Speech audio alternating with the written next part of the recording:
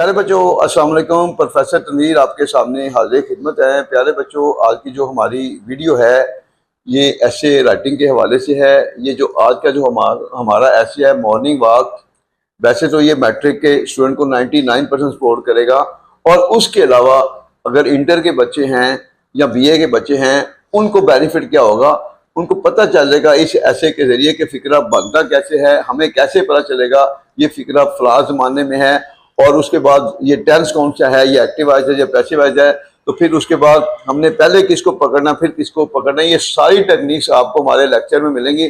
जब बच्चों को फिक्रा बनाना आ जाए तो मेरा नहीं ख्याल कि बच्चे किसी भी टॉपिक पर लिखने में कंफ्यूज हो सकते हैं। तो बच्चों, हम बार बार कहते हैं कि अंग्रेजी बहुत ज़्यादा आसान सब्जेक्ट है।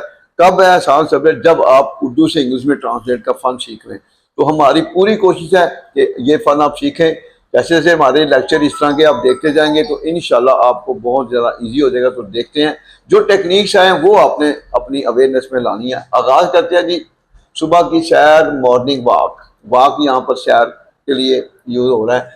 सुबह की सैर सेहत के लिए बहुत मुफीद है। सादा फिक्रा है, प्रेजेंट का फिक्रा है, और इसमें वर्ब नहीं है इसलिए सादा फिक्रा है। सादा का formula subject helping verb is are है मोर ऑब्जेक्ट। अब इसमें सब्जेक्ट है सुबह की सैर, मॉर्निंग वॉक इज, ये हेल्पिंग वर्ब हो गया। 3 पे आ गया object. Morning walk is very useful. इजाफी चीज क्या आई? सेहत के लिए, फॉर हेल्थ। आपका ये फिक्रा मुकम्मल हुआ। ये सारा दिन जिस्म और जहन को चुस्त रखती है। प्रेजेंट डेफिनेट का फिक्रा है। ये कौन है? Morning walk. ये इसका प्रोनाउन बनेगा इट। तो ये सब्जेक्ट है, रखना वर्ब है। इट कीप्स, ये रखती है। अब इसमें ऑब्जेक्ट कौन है? जिस्म और जहन। It keeps body and mind. ये जिस्म और जहन को रखती है। क्या रखती है? चुस्त। एंड पे आ जाएगा एक्टिव।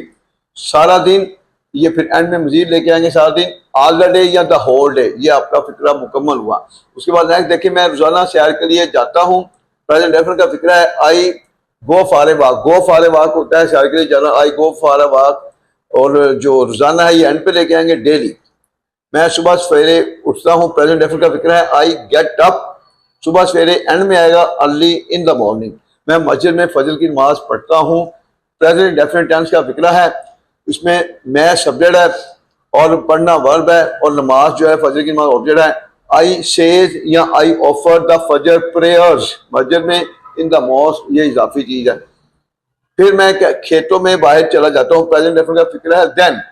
मैं खेतों में बाहर चला जाता हूँ। Then I go out. फिर मैं बाहर चला जाता हूँ इन द फील्ड, खेतों में।